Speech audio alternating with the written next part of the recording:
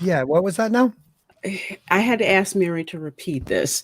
She said this person that Lucasfilm just hired, apparently she asks her Black friends what she can and cannot say to other Black people.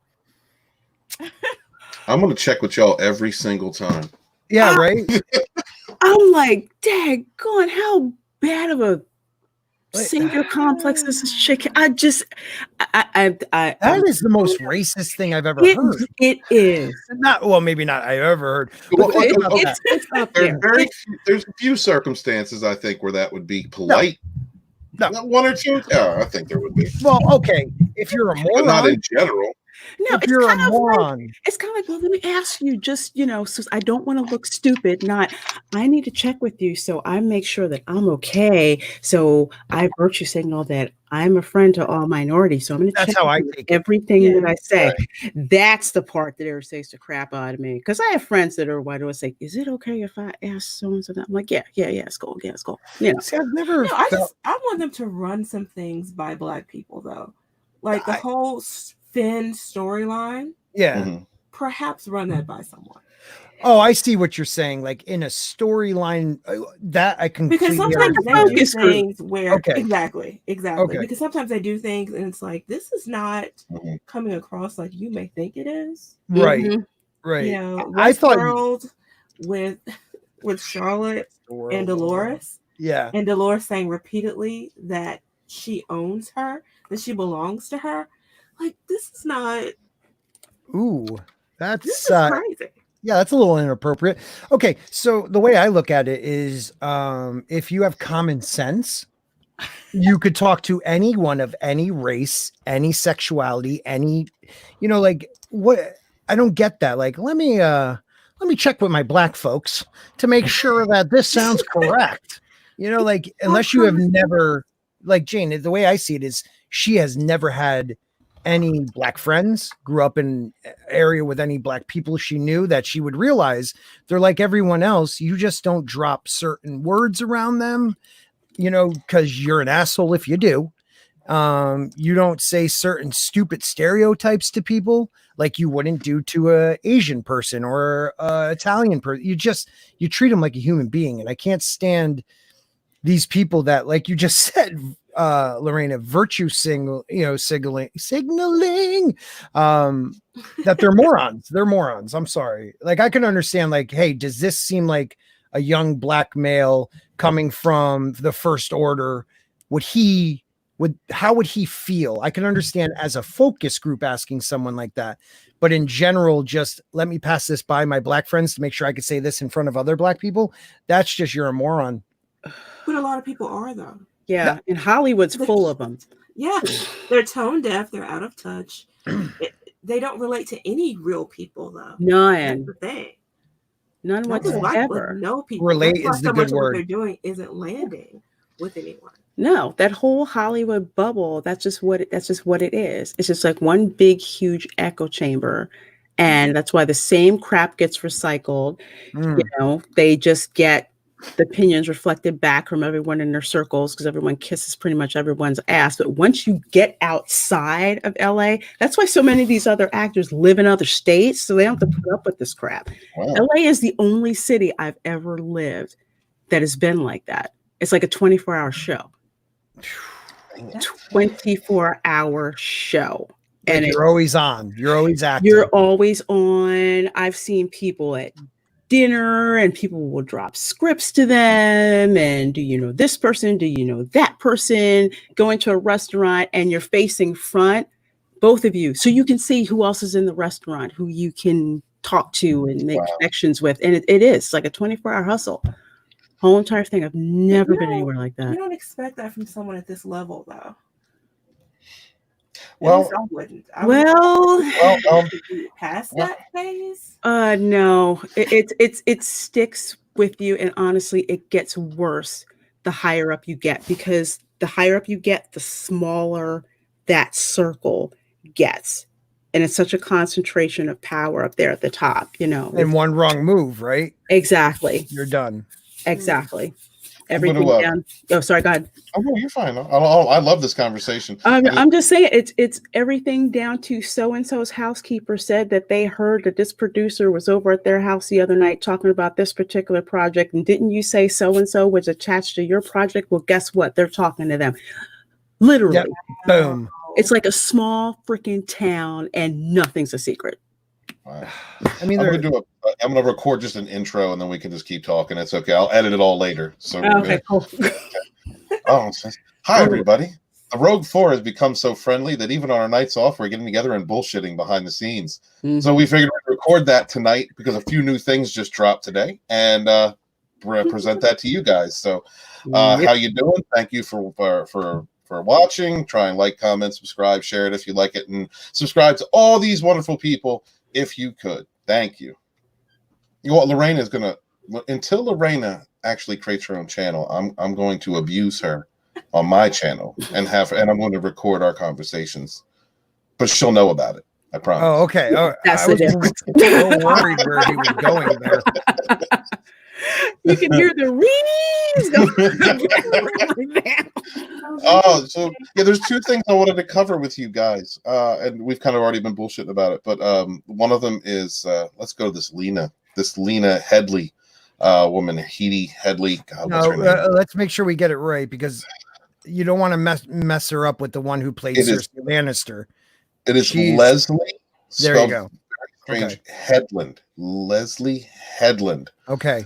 When I first saw her, I honestly I thought she was a Muppet, but she's actually a real person.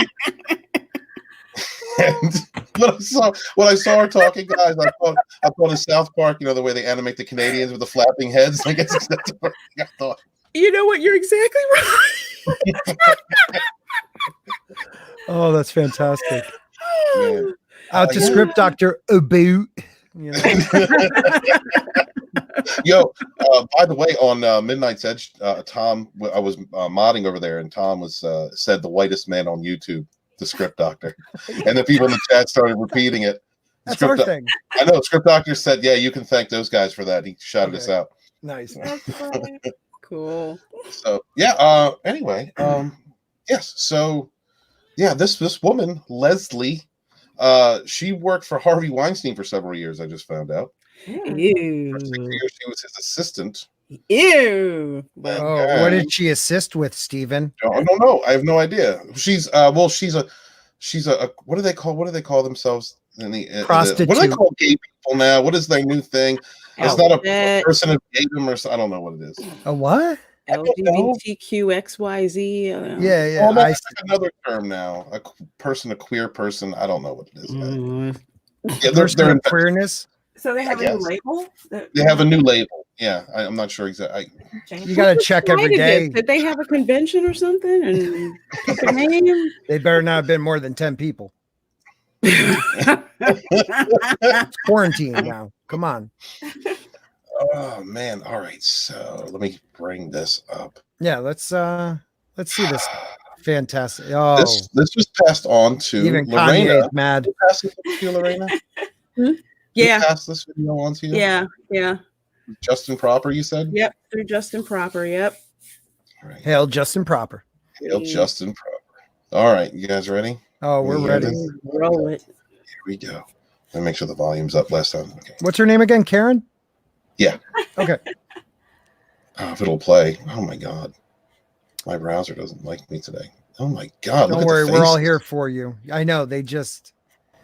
Yeah. Be quiet. That's like, sorry, but I'm calling you bitches out. Like, you really do, because there's I couldn't agree more with everything that these brilliant women are saying. But I'm also seeing the silent killer, which is a lot of white women at the top who are kind of reinforcing a lot of old ideas.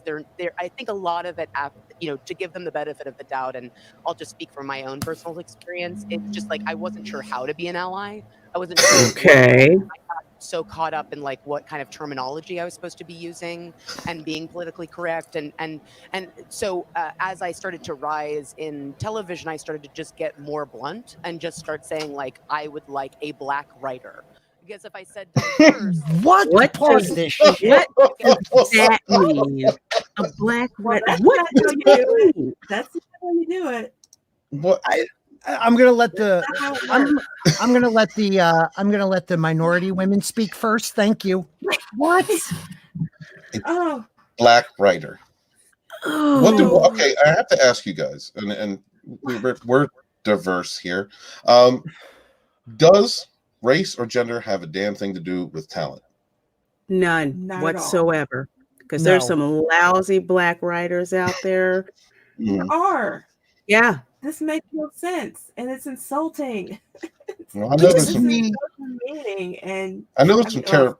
I know some terrible white writers out there. Ryan Johnson. Yeah. Yeah. Go ahead. Quality of work. And where does that fit in at all here? This explains a lot, though. This is the attitude that she's so nonchalant about it too, Jane. She's so nonchalant. Because she thinks that this is what all her friends say, that, oh, you have to be this way. You'd be really, really woke. You're woke. If you're just like, I just want a Black writer, or I just, Yeah.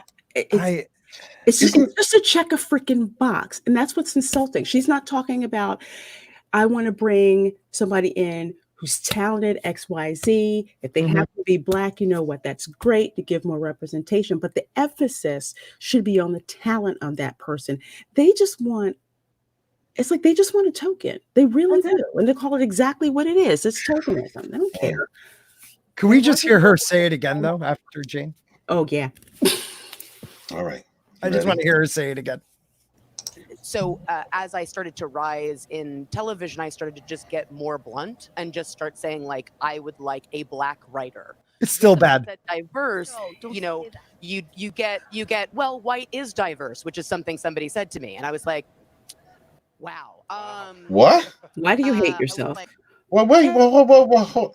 This is something I wanted to bring up last night, and I just didn't bother to touch on it. Is that when I was growing up, you would get. I've always hated that blanket term "white" because there's a lot of different ethnic groups in Europe that came to this country, and then the melting pot became what it is. So some people don't have connections with their roots from where they came from, and so they just, I don't know, they homogenize it to one generality, which is white, as a bit. That's kind of a racist term in itself, but I let it go because it's just easier sometimes to make that distinction. But white is diverse. There's a whole bunch of different kinds of white people. There's a whole bunch of different. It's the Caucasian people. All right, we got our brothers in India. They're the brothers of the Caucasians. They're the dark-skinned brothers of the Caucasian race. Like, we are diverse. So I don't understand that mentality. Oh God, look at that face. Well, I think what's happened over the years is that you've seen people have forgotten the early 1900s. They forgot. I was just about to say that too, Jane. So many different ethnic groups came here and they weren't white. Nope. That wasn't a thing, or at least it didn't mean what it means today. People were forced in many ways to assimilate into this concept of white in opposition to Black, which was also a made-up term because Black people are diverse and have many different cultures. So people have become less and less in touch with who they are in their own ethnic diversity and cultural diversity. And I think it all goes back to division. If we can lump everybody into this one category, then collectively we have power over this other group. Yeah. Or if you twist it, if we lump all these people into one category, people of color. Yep. There you go again. We can use that and weaponize it against this other group. It's just insanity. To me, I mean, correct me if I'm wrong, and we got a bunch of intelligent people on this panel. To me, it is that after the Civil War, before the Civil War, you had different castes of people from Europe, with the Irish being considered the worst, of the Europeans, at least in this country. And then after the Civil War, you had this that was like the top tier ethnic European groups. They kind of threw a bone to the Irish and said, well, at least you're white, and they would let them have just a little bit more than they would Black people in the country. A little bit.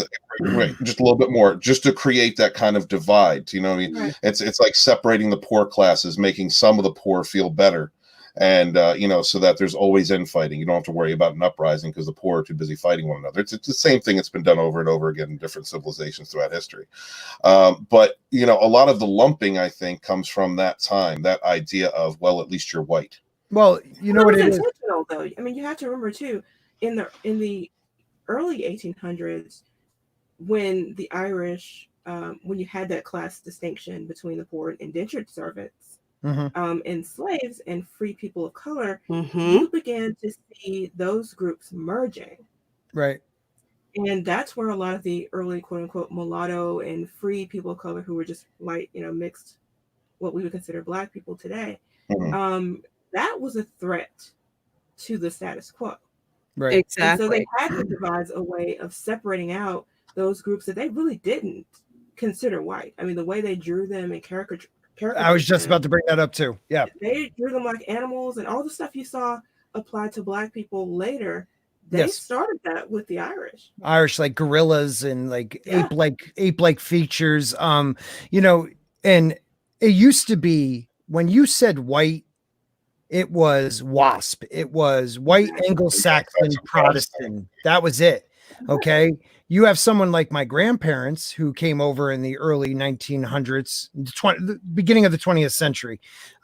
They were Italian. They were the same, treated and as the same as free, newly freed Black folks. We'll just say, like they had their Italian section was right next to the Black section.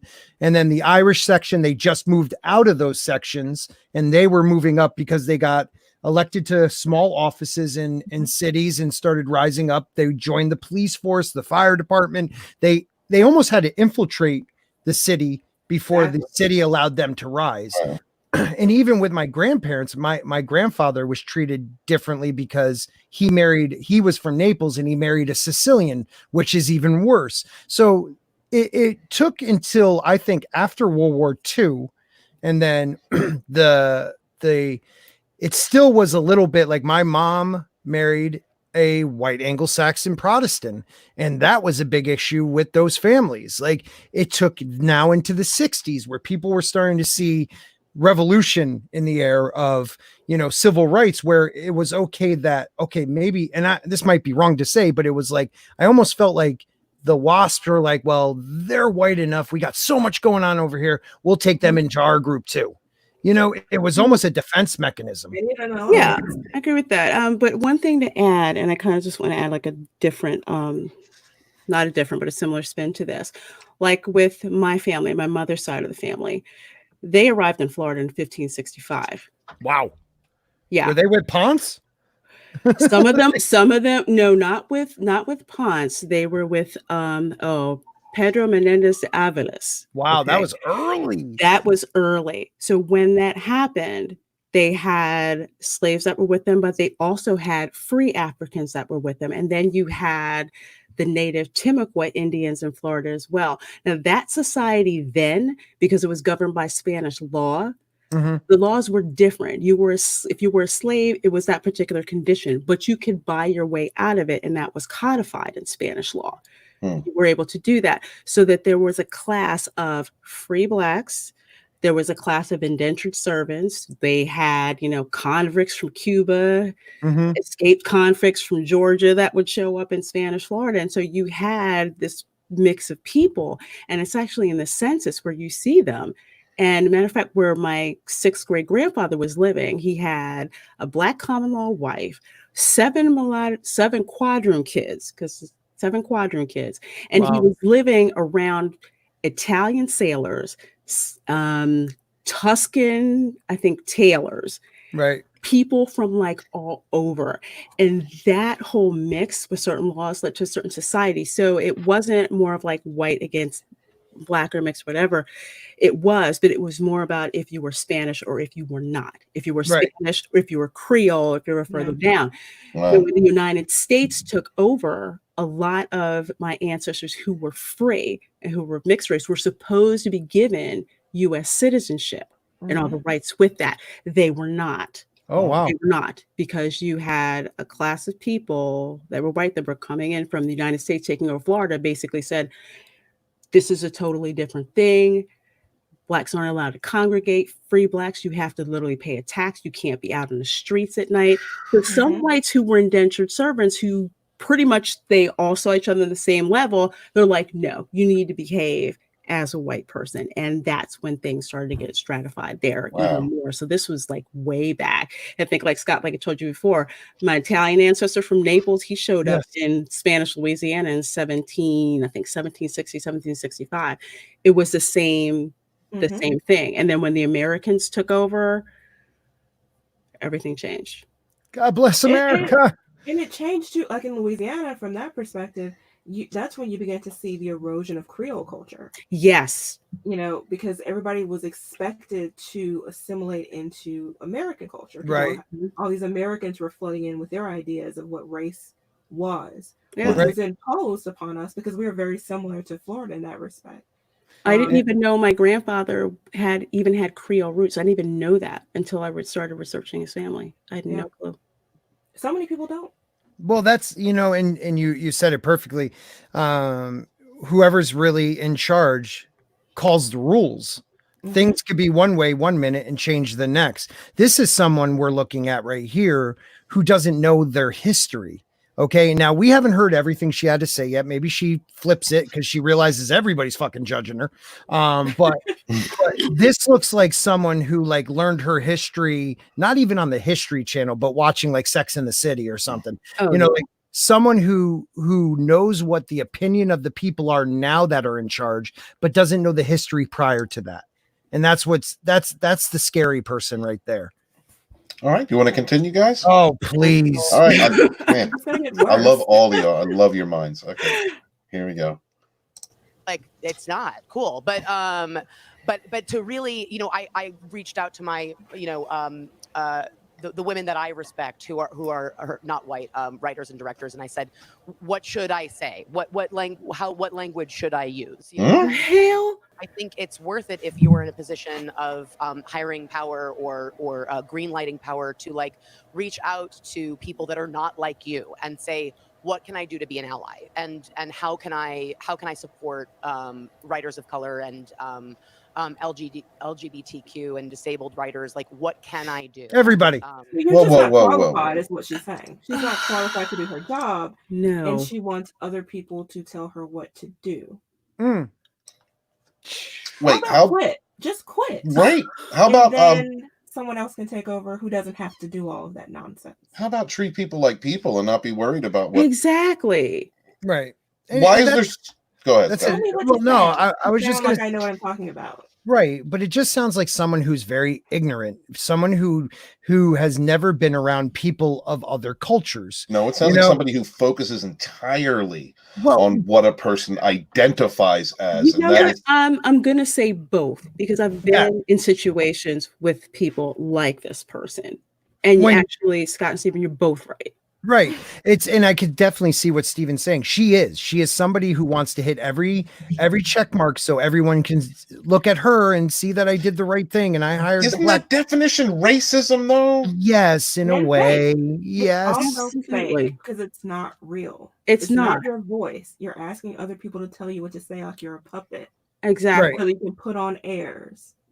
I would love to be aware, and you're not. No, I would love to find out what happens when her quote unquote writer of color disagrees with her.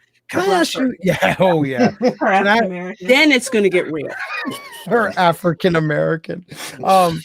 What I feel like these people did was, you know, like affirmative action, love it or hate it. It was attempting to help people that didn't have that into the all boys club really at the time, to get their into, They're trying to expand the talent pool pretty much. And I get that, right? Yeah.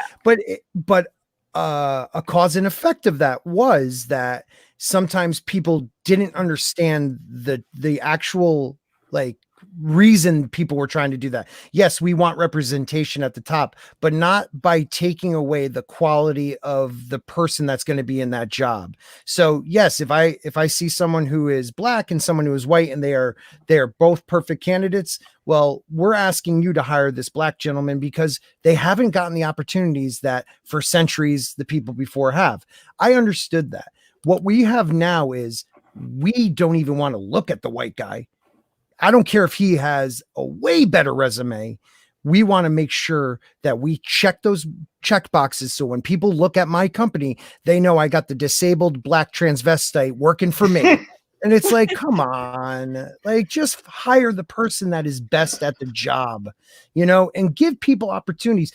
If you don't hire someone because of the color of their skin, that's messed up. But if you do hire the person for the color of their skin, that is also messed up. You know what I mean? Like both ways, it's wrong. Hire the person for the best person for the job, the most qualified person, not how they look. But they're not doing that. They're not. They are not. And then worse than that, when they do hire a black person, and this is what I criticize a lot on my channel, it's always the throwaway roles. Yeah, or the worst character, or the one who has the fewest lines, just so they can check off a box. It's not a quality character. Oftentimes, it's not one they've actually worked on. They will race swap. Instead. And it's also stereotypical too, right? Always stereotypical. Absolutely. Like, let's get the drug addict. You know, like what? I was the drug addict. Bringing up Aunt Raffy again. Star Trek Picard. Auntie Raffy coming at you. Lorraine and I both do. I'm Don't sorry. get me started on that. The beauty of it is that I didn't even have to say it. I didn't even have to say it, but you guys knew what I meant, because that's a fine character. But what you did is you once again stereotyped a black female as the drug addict with the issues, and they even fucked that all up in the show. But you know, like if you just hire the best actor for that role, someone who actually understands the character, it doesn't matter the diversity, it doesn't matter any of that, because the best will shine through. Like, look, he might be going a little nuts with this whole corona thing, but I always say his name wrong and I don't mean to, but Idris. Idris. Is it Idris or Idris? I think it's Idris. Okay. Idris. He is one of the most talented actors in the world. Now let's say this was flipped, and he is up for a role which we know, like, you know, is the perfect role for him, and they decide we have to take a Asian female because we have to check that box. That's not fair. It's not fair, not because of the color of his skin. It's not fair because he deserved the job. And I'm sick and tired of this. We are checking boxes and now the art is taking a hit for it. Right. Exactly. We don't care about the character. We don't care about the actor. We don't care about the quality of the content. We just want to check a box. Yep. And promote whatever junk we're trying to sell based on the fact that we're diverse. Yeah. Artificially. And this is going to be the creator for the new Disney Plus Star Wars female-centric series. And look at this Asian-ish looking lady. Maybe I'm wrong. My bad. I don't know. She looks like a Ricky Lake clone. Like a Muppet. Exactly. It's just like, girl, whoever did your makeup, fire him. But the lady, I'm talking, the lady next to her is giving her daggers right now. No, yes. She's very pleasant. She does not look happy. You know? No, it's evil. Oh, I love it. Right. That's a meme right there. That's all I'm saying. I know this is not her friend though, because someone would have stopped her from talking at some point. Right there, there should be like a little bubble that says, "Shut the fuck up, Karen." Coming from the one lady. All right, we got a minute and a half left. You ready? Okay. Yes, good try. All right. What kind of vocabulary should I be using? Because I think it's just easier. I just see it in the room. Like I just see them kind of go like, it's just easier. Like I see. Well, hold on. Them in the room? People.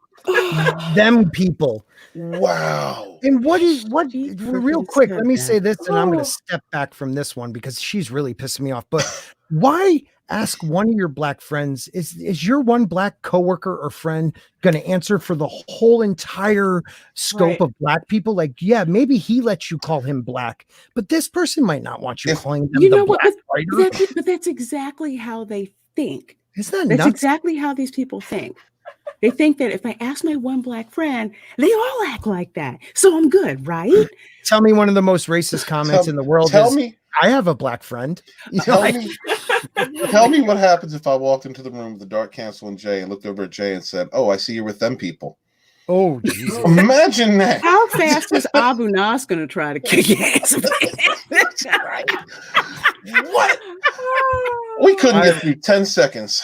I would totally no. unfriend you. I would just be like, I don't even know this guy. Freaking honky. We would disavow you publicly. All right. I don't blame you. Oh, okay, let's see how many times we can keep. Louder. It's harder to say, like, I think this should be a Black writer. I think this should be an Asian American actor. I think it should be this type of, like, I would like to cast, and really, I find it a lot as well with, as a queer woman, like.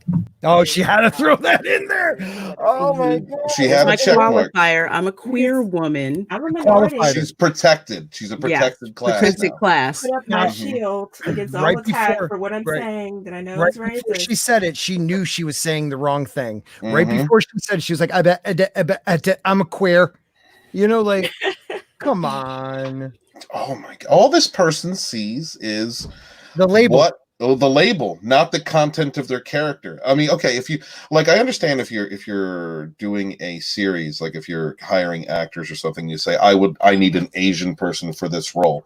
Then you would hire the best, Asian that you could fill that role. Like that, I get. But when it comes to writing, producing, directing, why does any of that matter? Why isn't it just the talent that matters? It's the talent that matters. It's the Not talent. to her.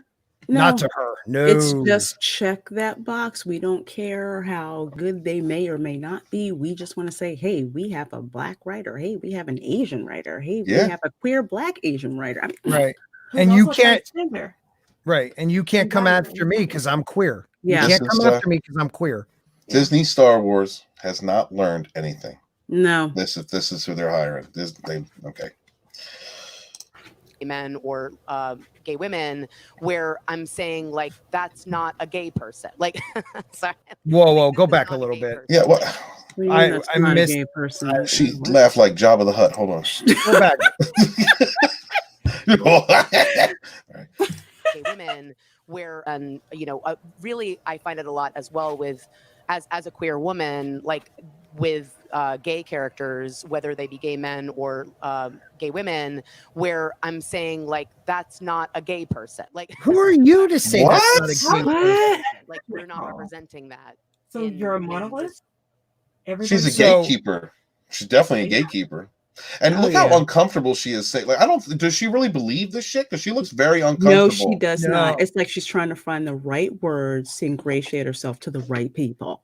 I don't know. This is why she needs to ask people, because she can't talk like a normal human being. No. Right. I feel like that last statement was real, though. She's judging. That's not gay enough. Like, like, I'm sorry that, you're watching a character that acts like a normal person and isn't like the most flamboyantly gay. Like, no, a gay person would never like, monster trucks. Well, guess what? There's probably a lot of gay guys that like monster trucks. Like, who are you to say what is and what isn't?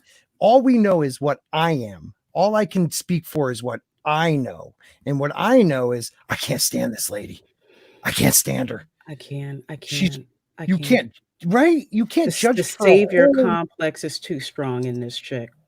And this is the same person who would say, well, I don't think Black people really act like that. Yeah, America's a little too smart. I don't think that'll work. She's the type that would be like, that was a great take, but can you just act a little, I don't know, blacker? You act a little bit more Black. Stick your ass out some more. What movie did I see that in? Was that Hollywood Shuffle? That's what it was. Go watch that movie with Robert Townsend. I mean, seriously, go watch that. Townsend. And when you see that scene where he finally gets the dream job that he thought he wanted, think of this chick. Yep. Oh, Robert Townsend, man, where has he been? I think he's just been writing. I love that. I used to love that guy. Oh.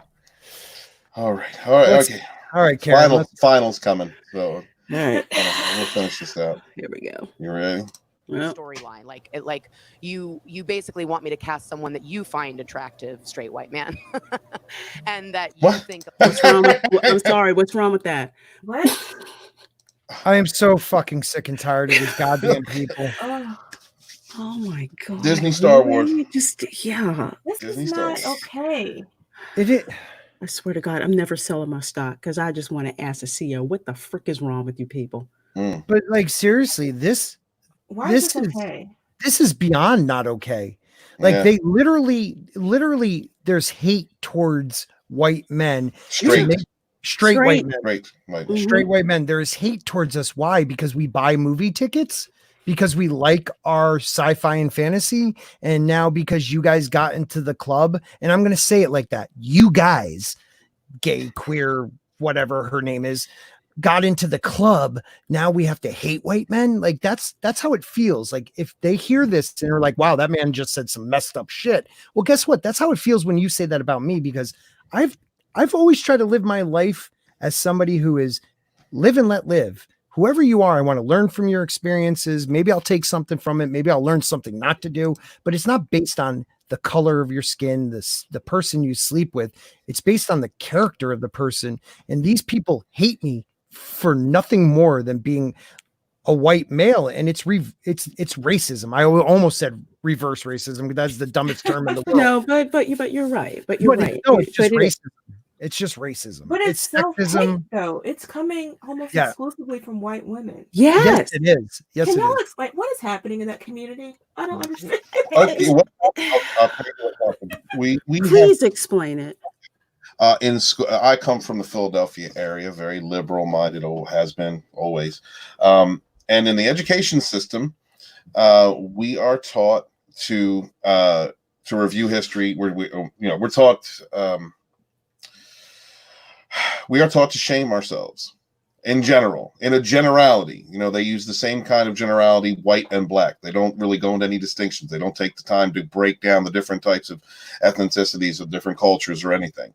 Everything is white and black. And, it is white people established this country, and we killed the Indians and raped them and pushed them off their land and broke every treaty. Then we went to Africa and we enslaved the black people, and then we did this to them, and then the Civil War was fought, but we're still to blame, even if you lived in the North and your ancestors fought and died in the Civil War, and you're beaten down with this idea.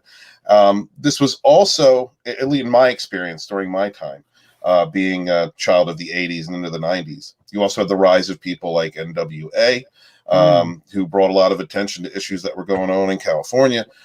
You had a lot of outspoken critics like Spike Lee, Public Enemy. Public Enemy. You had a lot of expression that happened, and so that really grabbed it. Like, if you look at the kid in Terminator 2 wearing the Public Enemy shirt, like that was my generation. Like we listened to that. To that, and as we listened and as we got this information from the schools.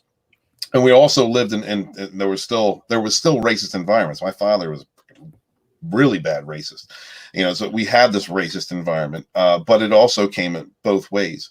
What eventually happened was some of us who could not look into history books, some of us who could not do our research and understand the complexities of history, the nuances of what happened, just kept thinking in generalities. And as you can, when you think in such broad terms, when you just oversimplify everything, then you tend to feel like it made us at the time feel like, okay, we're to blame for everything. We are the cause of all this badness and all this grief. But when you start doing your research, you begin to understand the nuances of everything. Right. It was so white guilt is a thing. It is a thing. And even to this day, there are times when I might shut my mouth here or there, like if I don't feel that a debate is worth getting into, because I understand, or I might feel a guilt over the outcome of another person's culture in relation to the general culture I came from. But I'm not out there beating myself. See, I'm not going to put a spiked collar on and let people, I'm not going to kiss people's boots. I'm not going to do all that crazy shit. That dude. In order for us, absolutely not. From my perspective, as I guess you would say a liberal that moved into a moderate, I look at things as the only way we're going to get through this together is if we work together, as if we stand for each other's liberties. And if we recognize that when one person's liberty is taken, all of our freedom is threatened. And so that's the way I approach the situation. But yeah, white guilt, that's why we have SJWs. And it's not just that. And if I can just segue just for a second, the reason that we have this kind of anti-white male, straight white male hate is because of communities like the one that this chick is from, right? She's a lesbian. My moms are lesbians. I understand. I've been around lesbians. You know, I've been around gays my whole life. And there are lesbians out there that hate penis. They hate penis. They hate straight men. It's the thing. You know, some lesbians aren't like that, but a lot of them, man, like they won't hang with bisexual chicks. They're traitors. They're fake. They'll come down on bisexual chicks because they're not straight lesbians. You know, that was kind of an oxymoron, but they're not just lesbians. And yeah, so like this woman right here is harboring she hates penis. Right. I guarantee you. Just to add to that a little bit, not only is it hate towards straight white men, but also hate towards straight black men too. Oh yeah. But they're too scared to say that. Well, they've been emasculating black men for a while. I'm not a black dude, but I notice it from the outside. Oh, it is insidious. And along those same lines, those in Hollywood will portray these images of more masculine black women. Yes. That is so right. Well, been attacking low key black people and straight white men. Can I ask you a question on that? What? That's because you stop screaming at us. I just walked into this conversation and I heard everyone that woman. Final DeathStar. I heard that woman hates penis. I thought, okay, that's a good place to start. That's a good jumping off point right there. Something he's been thinking about for a while. Penis. Why is it? Okay, so let me ask you this: the thing you just mentioned. So, because there was a recent report, a story with the actor who plays Black Panther, right? And they want to replace him with the actress who plays Shuri as like the new Black Panther. So do you think, and because he was not happy about, I guess, the direction Kevin Feige wanted to take, and I thought, wow, that's the first time I've seen them go after, you know, a black actor instead of like the typical white male. Do you think that has something to do with what you're saying? I don't know if you talked about this before, but I just jumping in and hearing this, I thought, in my opinion, she's as a character in the last film, she doesn't really fit that mold. In fact, I think Black Panther did a better job of showing black people in more diverse ways, and especially how they represent the different cultures. But I don't have a problem with Shuri becoming the Black Panther because she does in the comic at some point, but they're rushing the storyline. Sure, he's only had one movie. It's entirely driven by this agenda that they have to replace men in film, apparently. Because I mean, how does Captain America get so many films and Black Panther gets one and then now he's out? Right. I just can't believe that report. And he's a great character. Oh, he's really, it's an awesome character. I am glad that all that SJW bullshit that they tried to flood Black Panther with, you know, like white people don't go to the theater for 2 weeks, don't steal Black Joy and all that crazy. I'm glad that didn't take root. Because that's a good fucking film. It's one of the best Marvel films, in my opinion. That was a movie everyone needed to see. Yeah, it was a great one. That theater was packed when I went with just everybody in it because it was just hands down a good movie. Yeah, right. Yeah. But it also something like that. Well, I was going to bring this up earlier. Something like that, a movie like that where you have a lead. I mean, almost 99% of that film was black actors. It's almost like when you have white people in the movie theater, Asian people in the movie theater, men, women, black people in the movie theater, it brings everybody together seeing this amazing movie. Or maybe not amazing. I didn't love it that much, but it was still a really good movie. Yeah. And it brings everybody together cheering at the same things. You know, we can all get behind a hero no matter what they look like if they're written correctly. No shit, dude. Right. When I love Straight Outta Compton, low key. I love that movie. Oh, yeah. And there are times when I'm like, shit, you know, when I that little bit, I guess that little bit of white guilt in me comes out, but it doesn't compound my love. That's not the reason I love that movie. I love it because the story is great, you know, and the actors, man.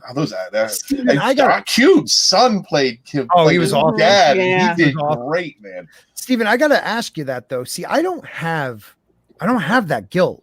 I don't. I empathize with other cultures because I am a huge history buff. My dad would say the N-word every other day. But that's your dad, man. So that's in me. You know what I mean? I get that, but that's your dad. Like, I take from history what I shouldn't do and the right things that I should do, and I try to better myself as a human being. What we should never feel guilty for what happened, because it happened. It wasn't us that did it. We should feel empathy for the culture that is still affected by that, and we should do whatever we can to make it better. Right. I agree with that. I absolutely agree with that. But guilty makes it seem like you did something wrong. That's no.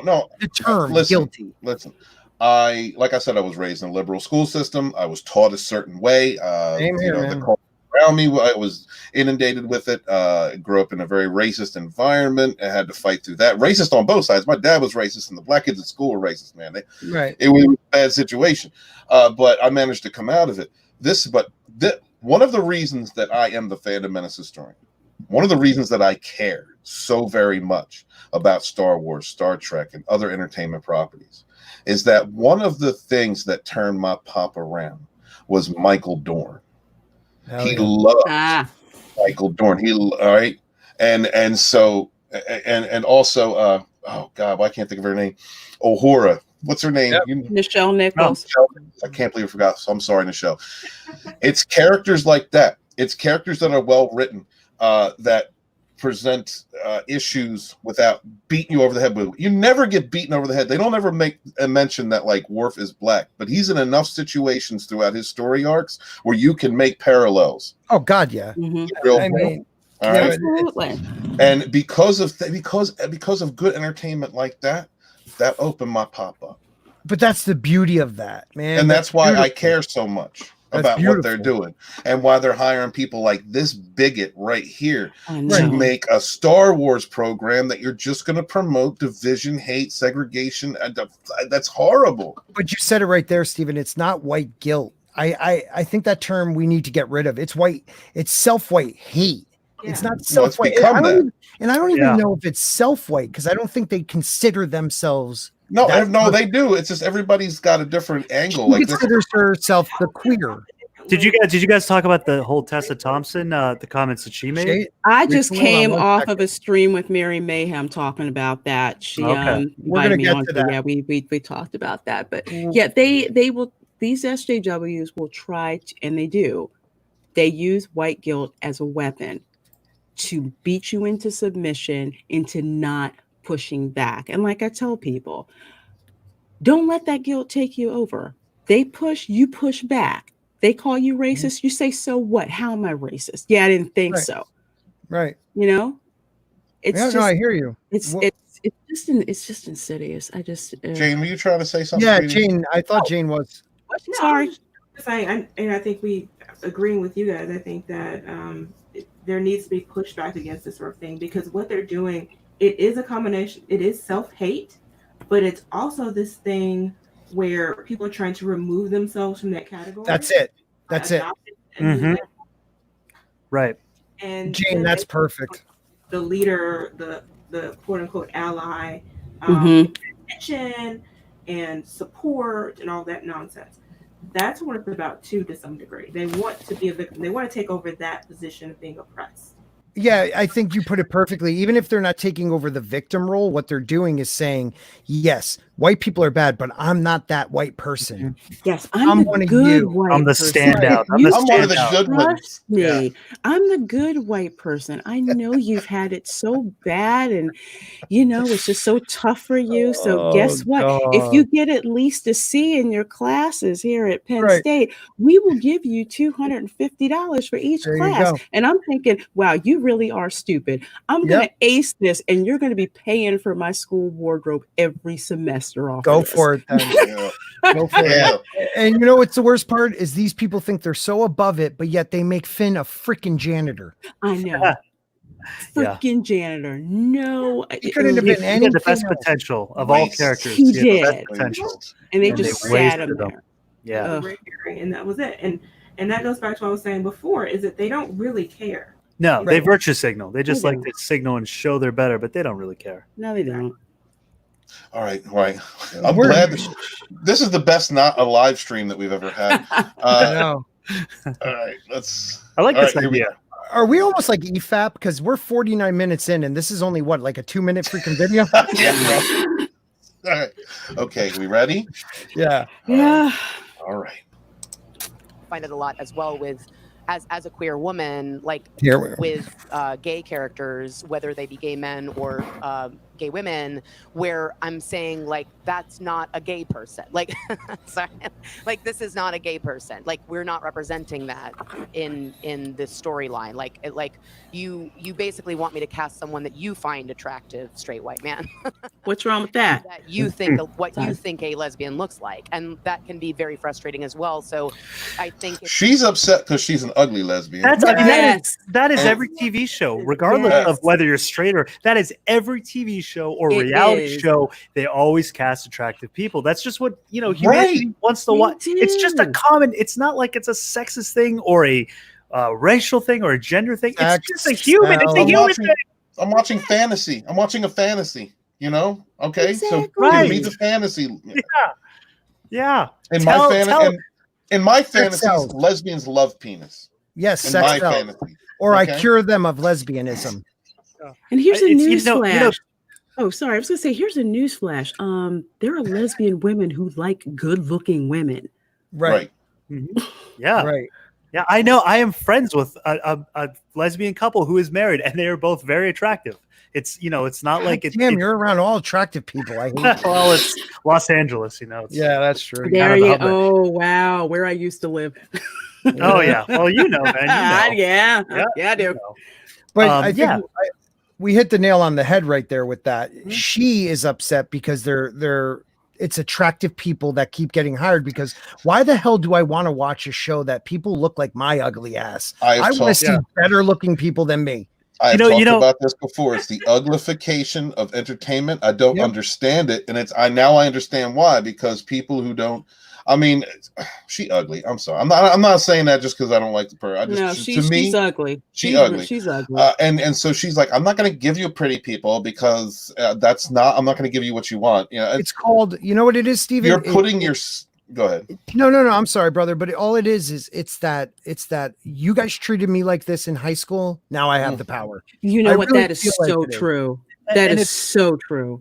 And it's also the fact that they're making a big deal about how they look. Like that should, if the character is written well, it doesn't matter how they look. There's plenty of shows that have characters or actors that are not as attractive, but you love their character. It shouldn't be about how they look anyway. It should be about, why don't you spend a little more attention on building a good character, giving them a good story arc. That's the whole, I mean, that always goes back to that. And they start putting all these other reasons as to why, oh, you don't like this or you don't like that. We don't like poorly written characters that don't go anywhere, that seem forced on you. And when you have agendas like this, like, oh, it's, a pretty person, or it's their gender, or their sex, or their orientation, there you go. It ruins everything. It has nothing to do with that, but they just keep pushing that on you.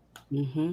I always love those shows where you got like a girl who's not that attractive, and it's not the show where like all of a sudden she walks down the stairs and she's gorgeous. I'm talking like a true actress that if you walked past her on the road, you wouldn't really think she's that attractive, but because she's such a good actress and the character's written so well, you fall in love with that character. Yeah, that's something, man. That is something. I'm trying to think of. There's somebody, but I can't think of her name. I'll get it. That happened with me. Her character and the way she acted made her beautiful. Oh, I know who you're talking about. Angelina Jolie. Is that? No, she actually looks horrible to me. Oh, okay. All right. I can't think of the name. I'm thinking of someone, but I can't think of the name. So, you know what? Some of the on the Pegasus Actual podcast over on Drew's channel, we reviewed Battlestar Galactica, and Raquel, she's the only woman on the panel, and she does not think that James Callis is good looking in this role. He plays Gaius Baltar. He actually has the most sex in the whole show. He's very sexually driven character. But you know what? Even though she's not physically attracted to him, she likes him as a character. She loves following his story arc, and that's the difference. You don't need to give us every single time. You don't need to go as characters that are beautiful or something we're sexually attracted to. But the problem is that the people who assume that we do, they're writing Mary Sue articles about 73 about Disney from Robin Hood confusing her genitals. Yeah. Will the live action? These are the weirdos that are being hired, that are writing, and that is, I don't understand it. We have 7 minutes left. 7 minutes? Not 7 minutes. Sorry, 7 seconds, but I rewound it just a little bit. I'm sorry. Oh man. Okay, we're gonna get through this.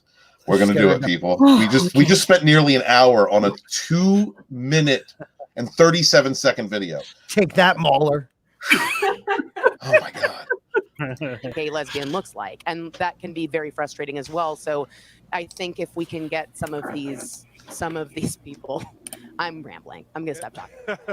Oh, the best thing she said the whole Oh wow. She should have done that about a minute and a half ago. So this is going to be the new person writing a show for Disney Plus. She's already called it a female-centric Star Wars show, and this is the person writing that show. How do we feel?